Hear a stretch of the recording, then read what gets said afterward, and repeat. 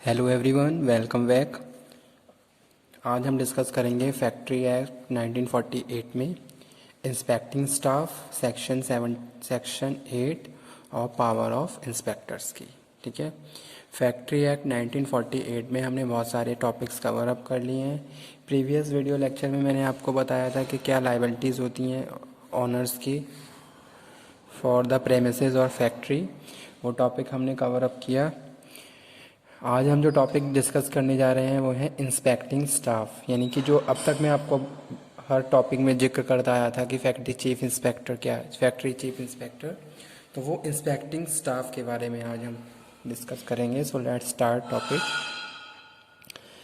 जो inspecting staff है ये सेक्शन 8 में आता है। ठीक है, स्टेट गवर्नमेंट में appoint chief inspector, additional chief inspector, joint chief inspector, deputy chief inspector और इंस्पेक्टर। ठीक है, अब हम यहाँ पे बात कर रहे हैं किसकी? चीफ इंस्पेक्टर की, फैक्ट्री चीफ इंस्पेक्टर।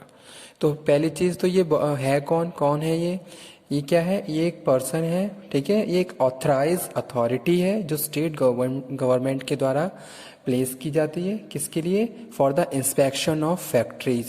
यानी कि अगर आपके शहर में या आपके ज़िले में कोई जितनी भी फैक्ट्रीज हैं तो उनके सुपरविज़न के लिए, ठीक है, उनके इन्वेस्टिगेशन के लिए, उनके इंस्पेक्शन के लिए स्टेट गवर्नमेंट क्या है? फैक्ट्री चीफ इंस्पेक्टर को अपॉइंट करती है। तो वही आज हम इसमें डिस्कस कर रहे हैं। स्टेट गवर्नमेंट में appoint chief inspector, additional chief inspector, joint chief inspector, deputy chief inspector and inspectors. ठीक है, for the verification, inspection, evaluation of the factories, the provisions which are applied by the Factory Act 1948 that must be followed by the employer for the investigation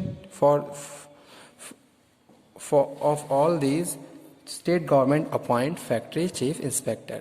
यानी कि जो भी provisions factory act में बताए गए हैं वो प्रोविजंस क्या आपकी फैक्ट्री में फॉलो हो रहे हैं या नहीं हो रहे हैं, इन सब की इन्वेस्टिगेशन के लिए, इंस्पेक्शन के लिए फैक्ट्री चीफ इंस्पेक्टर को अपॉइंट किया जाता है, जो स्टेट गवर्नमेंट के द्वारा अपॉइंटमेंट जिसको दी जाती है। ठीक है, तो वही हमने फर्स्ट पॉइंट में डिस्कस किया। स्टेट गवर्नमेंट में appoint chief inspector, additional chief inspector, joint. ये जो चीफ इंस्पेक्टर है इसके डिफरेंट पोजीशंस के बारे में यहाँ पे बताया गया कि भाई फैक्ट्री चीफ इंस्पेक्टर होता है, एडिशनल चीफ इंस्पेक्टर होता है, जॉइंट चीफ इंस्पेक्टर होता है, ठीक है, डिप्टी चीफ इंस्पेक्टर होता है और इंस्पेक्टर होता है। सेकंड यहाँ पे हम बात कर रहे हैं किसकी? Prescribe their duties and qualification. ठीक है, अगर हम बात कर रहे हैं चीफ इंस्पेक्टर की तो उसकी ड्यूटीज़ भी प्रिस्क्राइब की जाती हैं और उसकी क्वालिफिकेशन भी क्या है? प्रिस्क्राइब की गई है कि भाई इस क्वालिफिकेशंस के बेसिस पे उसको हम हायर करेंगे, उसका इतना एक्सपीरियंस होना चाहिए, उसका इतना एज होना चाहिए। तो वो सारी चीज़ें हम यहाँ प्रॉपर बात कर रहे हैं सेक्शन 8 में। ठीक है, यानी कि chief inspector must be appointed by the state government as per the prescribe their duties and qualification. ठीक है भाई, अब वो अगर आपने उसको अपॉइंट किया है तो उसकी क्या क्या ड्यूटीज़ हैं, वो क्या फंक्शंस परफॉर्म करेगा, क्या क्या काम करेगा, तो वो सारी ड्यूटीज़ भी प्रॉपरली प्रिस्क्राइब हैं अंडर फैक्ट्रीज एक्ट 1948 और सेक्शन 8 में प्रॉपरली बताया गया है। ठीक है, तो वो यहाँ पे हम बात कर रहे हैं। Next one, every magistrate shall be an inspector for his district. यहाँ पे हम बात कर रहे हैं अगर इन केस किसी भी सिटी में कोई भी फैक्ट्री चीफ इंस्पेक्टर नहीं है तो वहाँ पे जो मजिस्ट्रेट है, डीएम है, वही वहाँ का क्या होगा? Factory chief inspector, as a chief inspector वहाँ पे काम कर सकता है या करेगा। ठीक है, तो वो यहाँ पे प्रॉपरली बताया गया है, every district magistrate shall be an inspector for his district. ठीक है, अपने ज़िले के लिए वो क्या है? Factory chief inspector. अब जैसे सपोज मैं एज अ डीएम कहीं पे काम कर रहा हूँ और मेरे डिस्ट्रिक्ट में बहुत सारी फैक्ट्रीज चल रही हैं।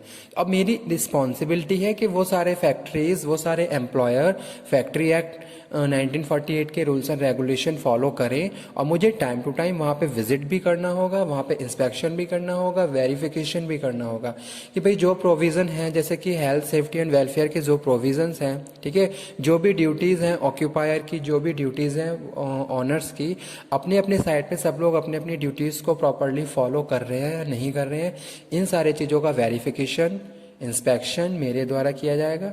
ठीक है, तो वो यहाँ पे मैं बात कर रहा हूँ, every DM district magistrate shall be an inspector for his district. Okay, under section 8 में इसको बात कर रहे हैं हम. नेक्स्ट वन यहाँ पे है, every inspector is deemed to be public servant within meaning of Indian panel Code. ठीक है, अब यहाँ पे हम बात कर रहे हैं उसको इस तरीके से हम ट्रीट कर रहे हैं कि every inspector is deemed to be public servant within meaning of Indian panel Code. Indian panel Code यानी कि public servant as a public. अब भाई यहाँ पे अगर हम चीफ इंस्पेक्टर की बात करें तो वो क्यों आता है फैक्ट्री में, क्यों वेरिफिकेशन कर रहा है?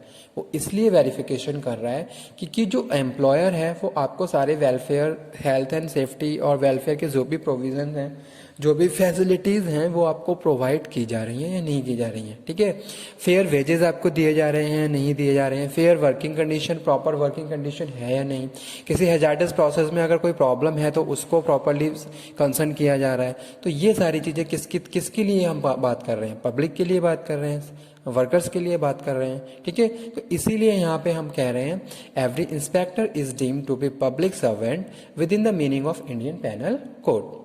नेक्स्ट आ जाइए, पावर ऑफ इंस्पेक्टर. इंस्पेक्टर के क्या क्या पावर्स हैं? अंडर सेक्शन 9 हम इसको देख रहे हैं. ठीक है, तो आप ये सेक्शन हमेशा याद रखिए, जो इंस्पेक्टिंग स्टाफ है वो सेक्शन 8 में काउंट किया जाता है और जो पावर ऑफ इंस्पेक्टर्स हैं वो सेक्शन 9 में.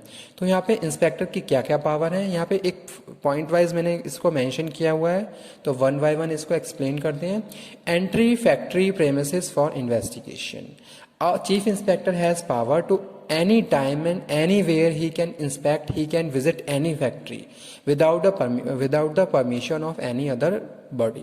ठीक है, तो उसके पास पावर है कि वो कभी भी किसी भी फैक्ट्री में एंट्री ले सकता है, उस फैक्ट्री को चेक कर सकता है. तो वो चीज़ यहाँ पे प्रॉपरली लिखी गई है, enter factory premises for investigation. Examine the premises, कभी भी आके वो क्या कर सकता है, आपकी फैक्ट्री के किसी भी पार्ट को, किसी भी एरिया को वो एग्जामिन कर सकता है कि भाई आप जो, अगर जैसे सपोज कहीं बॉयलर लगा हुआ है किसी भी फैक्ट्री में, तो बॉयलर की जो भी रूल्स और रेगुलेशन है, जो भी प्रिस्क्राइब ड्यूटीज़ हैं वो सारी परफॉर्म की जा रही हैं, जो भी सेफ्टी मेजर्स लिए जाते हैं वो सब प्रॉपर हैं या नहीं है. तो ये सारी चीज़ें प्रॉपरली एग्जामिन की जा सकती हैं in each and every case, किसी भी कंडीशन में और कभी भी. तो ये यहाँ पे हम बात करें एग्जामिन द प्रेमिसेस. या फिर वो कभी भी आके प्रोडक्शन डिपार्टमेंट में आके सारी चीज़ें चेक कर सकता है कि भाई आप वर्कर्स को जो भी काम पे लगा रहे हो क्या प्रॉपर प्रोविजन आप फॉलो कर रहे हो, क्या आप वर्कर्स को equipment, PPE personal protective equipment दे रहे हैं नहीं दे रहे हैं. जैसे वर्कर्स केमिकल्स का काम कर रहे हैं तो प्रॉपरली आप उनके पास ग्लव्स हैं, मास्क हैं, तो ये जितने भी प्रोटेक्टिव इक्विपमेंट्स हैं वो आप उनको प्रोवाइड करवाने होंगे और उनकी सेफ्टी, हेल्थ और सेफ्टी से रिलेटेड जितने भी मेजर्स हैं वो प्रॉपरली आपको उन्हें देने होंगे. तो इन सारी चीज़ों का वेरिफिकेशन या एग्जामिनेशन कभी भी फैक्ट्री चीफ इंस्पेक्टर के द्वारा आपकी फैक्ट्री में किया जा सकता है, उसके पास प्रॉपर पावर है. ठीक है, नेक्स्ट वन यहाँ पे हम बात करें इंक्वायरी इनटू एनी एक्सीडेंट और डेंजरस ऑक्यूरेंस. सपोज अगर कुछ इंसिडेंट होता है या कोई भी ऐसी कंडीशन आती है आपकी फैक्ट्री में जिससे किसी दूसरे वर्कर्स को नुकसान हुआ या कुछ बड़ा फॉल्ट हुआ है आपकी फैक्ट्री में, तो उस चीज़ का वेरिफिकेशन भी कभी भी आके फैक्ट्री चीफ इंस्पेक्टर के द्वारा किया जा सकता है. जैसे सपोज आपने कभी कभी ऐसे केसेस भी सुने होंगे कि किसी ऑर्गेनाइजेशन में कुछ मशीन्स पे वर्कर्स के साथ कुछ प्रॉब्लम हुई या फिर पावर से रिलेटेड कोई भी इंसिडेंट वहाँ पे हुआ, या फिर आप देखिए केमिकल्स के वर्कर्स को प्रॉब्लम हो गई, इंसिडेंट कोई मेजर या माइनर इंसिडेंट हो गया. ठीक है, कभी कभी ऐसे भी केसेस हमने सुने हैं कि भी वर्कर्स मशीन पे काम कर रहे थे, उनके बॉडी को वहाँ पे क्या हुआ, कोई इंसिडेंट हो गया, उनका हाथ वगैरह कट गया, इस तरीके से, या फिर बॉयलर के फटने की बहुत सारे इंसिडेंट हमने पहले भी सुन चुके हैं. ठीक है, तो ये सारे केसेस ऐसे हैं कि भाई कभी भी फिर अगर इस तरीके की कोई भी इंसिडेंट आपको देखने को मिल रही है तो फैक्ट्री चीफ इंस्पेक्टर कभी भी जाके उसको चेकअप कर सकता है, एग्जामिनेशन कर सकता है. तो वो यहाँ पे हम बात कर रहे हैं इंक्वायरी टू एनी एक्सीडेंट, कोई भी एक्सीडेंट हो रहा है और डेंजरस ऑक्यूरेंस, और कोई भी डेंजरस इंसिडेंट हो रहा है तो कभी भी उसका verification sorry investigation factory chief inspector के द्वारा किया जा सकता है, ही हैज़ पावर। नेक्स्ट हम बात कर रहे हैं require the production any prescribe register और डॉक्यूमेंट्स। कभी भी जाके प्रोडक्शन डिपार्टमेंट के किसी भी रजिस्टर को चेक कर सकता है कि भाई आप कितना पर डे कितना क्वालिटेटिव गुड्स आउटपुट जनरेट कर रहे हो, कितने पर यूनिट प्रोड्यूस कर रहे हो, एक दिन में कितने यूनिट आपने प्रोड्यूस किए, उसकी क्या क्वालिटी है, उसका रिकॉर्ड आपके पास प्रॉपर है या नहीं, वो सारी चीज़ें कभी भी जाके आपकी चेक कर सकता है। और साथ के साथ ही हैज़ राइट टू सीज और take any copy of any registers. कभी भी जाके आपके किसी भी डिपार्टमेंट के डॉक्यूमेंट चेक कर सकता है।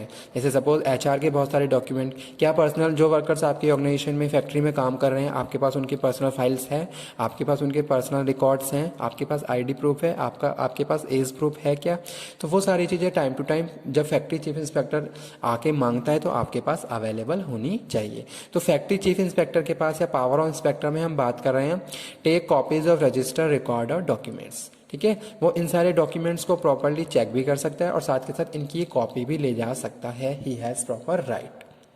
ठीक है, तो वो यहाँ पे हम बात कर रहे हैं require the production of any prescribe register और डॉक्यूमेंट। और सेकंड हम उसके बाद जो नेक्स्ट वन है वो है take copies of register recorder और डॉक्यूमेंट। जैसे कि सपोज कोई ऑडिटर आया, उस ऑडिटर ने क्या किया, आपका सैलरी रजिस्टर चेक किया, आपका वेज रजिस्टर चेक किया। ठीक है, अगर उसको कहीं लग रहा है कि यहाँ कुछ प्रॉब्लम है, वर्कर्स के वेज को आपने क्या है रिवाइज नहीं किया या फिर कुछ डिडक्शन में कुछ प्रॉब्लम हो रही है, तो वो उस केस में आपके रजिस्टर की कॉपी या आपकी जो सैलरी रजिस्टर का जो भी रिकॉर्ड है उसको फोटोकॉपी ले सकता है। ठीक है, या फिर उसकी कॉपी वो ले जा सकता है। ठीक है, take measurement and photographs of make such recordings.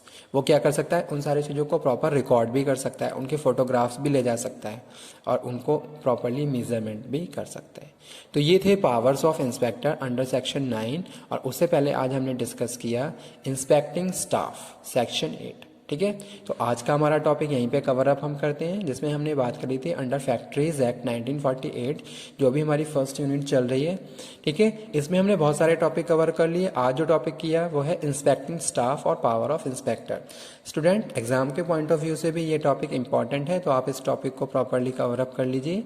अगर किसी भी पॉइंट में कोई भी प्रॉब्लम है तो आप समझ लीजिए, दोबारा से एक्सप्लेन हम लोग कर सकते हैं। ठीक है, okay, thank you very much.